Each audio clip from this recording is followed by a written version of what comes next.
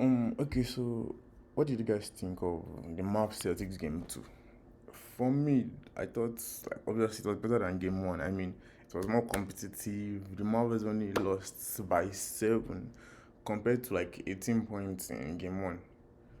The main difference for me between the two games was that in game two, the Mavs tried to compete with Celtics instead of trying to play to blow the Celtics away, try to if you look at the two games differentials, like the most significant change the Mavs made was the number of assists and the number of allowed threes. In game one, they had just 9 assists compared to 22 in game two. For me, honestly, I don't really care who wins. I just want a competitive game of basketball. Like, I truly believe the Mavs can take the game to Celtics. They need to like make it a game of twos. Who can make the most twos? And Curry needs to turn up. If the Mavs can further reduce the number of threes the Celtics make, they can increase their number of points in the paint. Like they have a real chance. Like the Celtics have about 5 guys that can coordinate offense and defense and have a lot of guys confident in their 3 point shooting compared to the Mavs having just 2 guys coordinating their offense. But there are 2 guys that are like two of the best. Even if Celtics take everything from the Mavs, like they cannot take away their paint game. So the Mavs should keep attacking the paint, not get into a threes game against the Celtics because they will definitely lose that. In game one, Celtics made 16 threes of 42 attempts. Guy, 42 attempts. Like that was crazy compared to the Mavs shooting 7 of 27. Like Mavs normally don't take that much threes. So like why try to fight with your opponent's weapons? Like in game two though, Mavs had like similarly disastrous 3 point shooting. But like, they're able to reduce the Celtics threes attempts to I think 36 and they are made shots to just 10. In game two, the Celtics started doubling Luca, but like was still able to he still had a triple double. So if Kyrie can also force the Celtics to double team him, then they'll be able to create mismatches across the floor, get easy buckets, and we'll have a competitive game on hand. And the bread start flowing. So game three is tonight, 8:30 Eastern time, and I just pray and hope Kyrie turns up because Luka needs someone to take the ball sometimes, try something new and work magic. Fingers crossed for game three.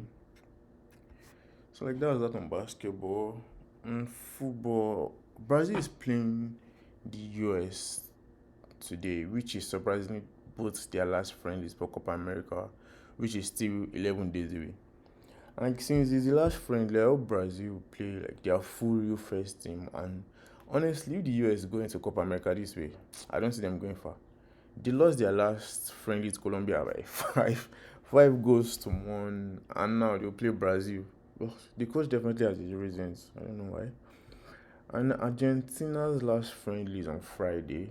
Like those guys have been playing great football, and they still play like they're willing to die for Messi to win these titles. Which like is probably the best motivating factor in football. I mean, he has won them the last Copa America finalissima and World Cup.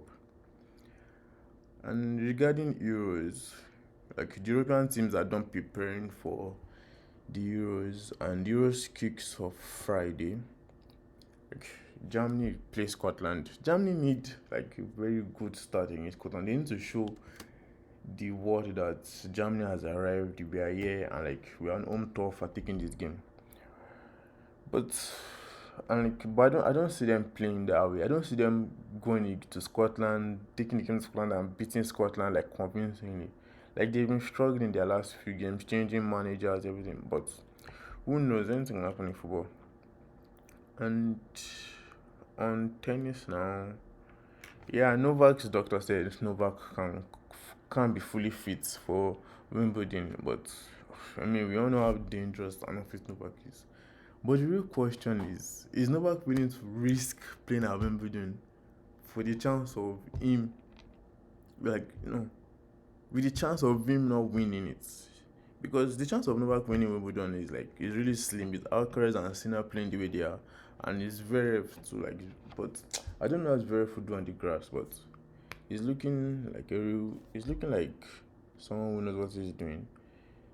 So like, Novak wants to win the Olympics. Like, it's the only award like he doesn't have. And if he misses out this year because he plays at Wimbledon and his injury worsens, like that would be his last chance to win the Olympics, and it just go up in smokes like that because he started to play Wimbledon, which I think he has 10 already. So like down in the comments, you guys tell me what you think about the upcoming games. Let me know how you feel about the Mavs chances, your predictions on Euros and Copa America, and what you think Novak should do in the upcoming Wimbledon Olympics. So don't forget to like, comment, and hit the subscribe button. Thank you.